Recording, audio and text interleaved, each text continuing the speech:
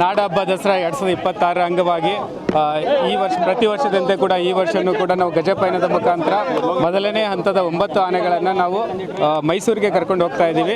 ಈ 9 ಆನೆಗಳ ಇದು ಗಜಪಯಣದಲ್ಲಿ ವಿಶೇಷವಾಗಿ ನಾವು ಅಭಿಮನ್ಯುಗೆ ಅವನು ಮಾಡಿರುವಂಥ ಸಾಹಸ ಮತ್ತು ಅವನು ದಸರಾದಲ್ಲಿ ನೀಡಿರುವಂಥ ಅವನ ಕೊಡುಗೆಯನ್ನು ಇದು ಮನಗಂಡು ಈ ವರ್ಷ ನಾವು ಅವನಿಗೆ ಬೀಳ್ಕೊಡುಗೆ ಕೂಡ ನಾವು ಗಜಪಯಣದಲ್ಲೇ ಮಾಡಿದ್ದೀವಿ.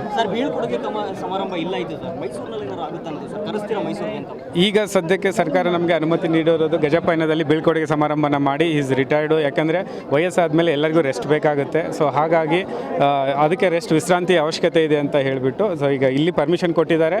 ಹಾಗಾಗಿ ನಾವು ಇಲ್ಲಿ ಬೀಳ್ಕೊಡುಗೆ ಸಮಾರಂಭನ ಮಾಡಿದ್ದೀವಿ.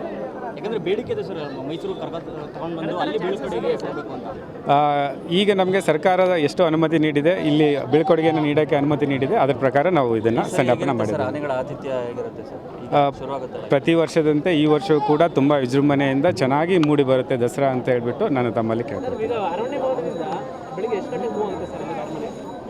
ಅರಣ್ಯ ಭವನದಿಂದ ಬೆಳಗ್ಗೆ 8:45ಗೆ ನಾವು ಅರಣ್ಯ ಭವನದಿಂದ ಬಿಡ್ತೀವಿ. ಅಲ್ಲಿ ನಮ್ಮ ಪೂಜೆ ಏನಿದೆ ಅದನ್ನು ಮಾಡಿಬಿಟ್ಟು ಪೂಜೆ ಪುನಸ್ಕಾರಗಳನ್ನು ಮಾಡಿ ಸೊ ಅಲ್ಲಿಂದ 10 ಗಂಟೆಗೆ ಅರಮನೆ ಪ್ರವೇಶ ಆಗುತ್ತೆ.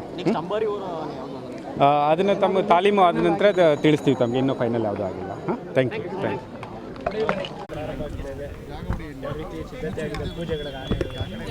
ನಮಸ್ಕಾರ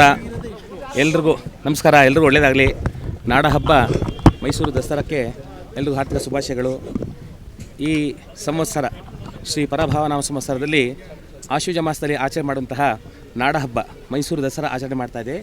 ನಾಡ ಹಬ್ಬ ಮಾಡೋದು ಯಾತಕ್ಕೆ ಅಂತಂದರೆ ನಮ್ಮ ದೇಶಕ್ಕೆ ಒಳ್ಳೆಯದಾಗಲಿ ಅಂತ ಹೇಳಿ ನಾವು ವಿಶೇಷವಾಗಿ ಪೂಜೆಗಳನ್ನ ಮಾಡ್ತೀವಿ. ಅದೇ ರೀತಿ ನಮ್ಮ ಮೈಸೂರಿನಲ್ಲಿ ಆನೆ ಮೇಲೆ ಅಂಬಾರಿ ಇಟ್ಟು ಪೂಜೆ ಮಾಡುವಂತಹ ತಾಯಿ ಚಾಮುಂಡೇಶ್ವರನ ಮೆರೆಸುವಂತಹ ಪೂಜೆ ಮೈಸೂರು ದಸರಾ. ವಿಶೇಷವಾಗಿ ನಾವು ಏನೇ ಒಂದು ಶುಭ ಕಾರ್ಯ ಮಾಡಬೇಕಾದ್ರೆ ಮೊದಲು ಗಣಪತಿಯನ್ನು ಪ್ರಾರ್ಥನೆ ಮಾಡ್ತೀವಿ. ಹಾಗೆ ಪ್ರತ್ಯಕ್ಷ ಗಣಪತಿ ಆಗಿರುವಂತಹ ಆನೆಗಳನ್ನೇ ಮೈಸೂರಿಗೆ ನಾವು ಕರ್ಕೊಂಡ್ಬರ್ತಾಯಿದ್ದೀವಿ. ಹಾಗೆ ಆನೆಗಳನ್ನ ವಿಶೇಷವಾಗಿ ಆನೆಗಳನ್ನ ಕರ್ಕೊಂಬಂದು ಆನೆಗಳಿಗೆ ವಿಶೇಷವಾಗಿ ಪೂಜೆ ಮಾಡ್ತೀವಿ. ಆನೆಗಳನ್ನ ಪೂರ್ವ ದಿಕ್ಕಿಗೆ ನಿಲ್ಲಿಸಿ ಮೊದಲು ನಮ್ಮ ಮನೆಗೆ ಬಂದವರಿಗೆ ಕಾಲಿಗೆ ನೀರು ಕೊಡ್ತೀವಿ. ಹಾಗೆ ಆನೆಗಳನ್ನ ಕಾಲುಗಳೆಲ್ಲ ತೊಳೆದು ಆನೆಗಳಿಗೆ ಗಂಗಾ ತೀರ್ಥನ ಪ್ರೋಕ್ಷಣೆ ಮಾಡಿ ಹಾಗೆ ಆನೆಗಳಿಗೆ ಕಾಲಕ್ಕೆ ಅರಿಶಿಣ, ಕುಂಕುಮ, ಅಕ್ಷತೆ, ವಿಭೂತಿ, ಭಸ್ಮ ಅದು ಪುಚ್ಚ ಮಾಡಿ ನಾನಾ ವಿಧವಂಥ ಪತ್ರಗಳು, ಬಿಲ್ವಪತ್ರೆ, ಗಂಧಪತ್ರೆ, ಕಾಡಿದಂತಹ ಬೆಳೆದಂತಹ ಪತ್ರೆಗಳು ಅದನ್ನೆಲ್ಲ ಕಿತ್ಕೊಂಡು ವಿಶೇಷವಾಗಿ ಪತ್ರೆ ಪೂಜೆ ಮಾಡ್ತೀವಿ. ಗಣಪತಿ ಅರ್ಚನೆ ಮಾಡ್ತೀವಿ. ಹಾಗೆ ಗಣಪತಿಗೆ ಇಷ್ಟವಾದಂತಹ ಅಂದರೆ ತಿಂಡಿಗಳು, ಮಹಾ ನೈವೇದ್ಯ ಹೇಳಬೇಕು. ಆನೆ ಹೊಟ್ಟೆ ತುಂಬಿಸೋಕ್ಕಂತೂ ಆಗೋದಿಲ್ಲ, ನಮ್ಮ ಮನಸ್ಸಿಗೆ ತೃಪ್ತಿ ಆಗಬೇಕು. ಹಾಗೆ ನಾನಾ ಥರವಾದ ಒಂದು 21 ಥರ ತಿಂಡಿಗಳನ್ನ ಇಟ್ಟು ಪೂಜೆ ಮಾಡಿ ಆನೆಗಳಿಗೆ ತಿನ್ನಿಸ್ತೀವಿ. ಎಲ್ಲ ಥರ ಹಣ್ಣುಗಳನ್ನ ಇಟ್ಟು ವಿಶೇಷವಾಗಿ ಪೂಜೆ ಮಾಡಿ ಆನೆಗಳಿಗೆ ದೃಷ್ಟಿ ತೆಗೆದು ನಿಂಬೆಹಣ್ಣನ್ನ ತುಳಸಿ ತಾಯಿ ಚಾಮುಂಡೇಶ್ವರನ ಪ್ರಾರ್ಥನೆ ಮಾಡಿ ವನದೇವತನ ಪ್ರಾರ್ಥನೆ ಮಾಡಿ ಇಲ್ಲಿಂದ ಕಳಿಸ್ಕೊಡ್ತೀವಿ. ವಿಶೇಷವಾಗಿ ಈ ದಿವಸ ತುಂಬ ಖುಷಿ ತಂದಿರೋದಂದರೆ ನಮ್ಮ ಅಭಿಮನ್ಯು ಮತ್ತೆ ವಾಪಸ್ ಬಂದಿದ್ದಾನೆ. ಅದು ತುಂಬ ಖುಷಿ ಆಗ್ತಿದೆ. ಹಾಗೆ ಒಂಥರ ಮನಸ್ಸಲ್ಲಿ ನನಗೆ ಬೇಜಾರಾಗ್ತಾಯಿದೆ. ಅದು ಕಾನೂನಿಗೆ ಎಲ್ಲರೂ ಸಹ ತಲೆ ಬೋಗಬೇಕು.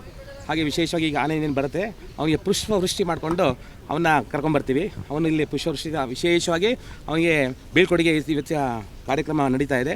ತುಂಬ ಖುಷಿಯಿಂದ ಎಲ್ಲರೂ ಸಹ ಎಲ್ಲ ಜನಗಳ ಸೇರಿ ವಿಶೇಷವಾಗಿ ಹೂವನ್ನು ಎರಚ್ಕೊಂಡು ಅವನ್ನ ಕರ್ಕೊಂಬಂದು ಈ ದಿವಸ ಇಲ್ಲಿಂದ ಮೈಸೂರಿಗೆ ಕರ್ಕೊಂಬರ್ತಾಯಿದ್ವಿ. ಎಲ್ರಿಗೂ ಒಳ್ಳೆಯದಾಗಲಿ. ನಂದು ಇದು 29ನೇ ವರ್ಷ ದಸರಾ ಮಾಡ್ತಾಯಿದ್ದೀನಿ. ಎಲ್ರಿಗೂ ಒಳ್ಳೆಯದಾಗಲಿ. ಇವತ್ತು ತುಲಾ ಲಗ್ನದಲ್ಲಿ 10 ಗಂಟೆ 5 ನಿಮಿಷದಿಂದ ಶುರು ಆಗುತ್ತೆ ಪೂಜೆ. ಒಳ್ಳೆಯದಾಗಲಿ.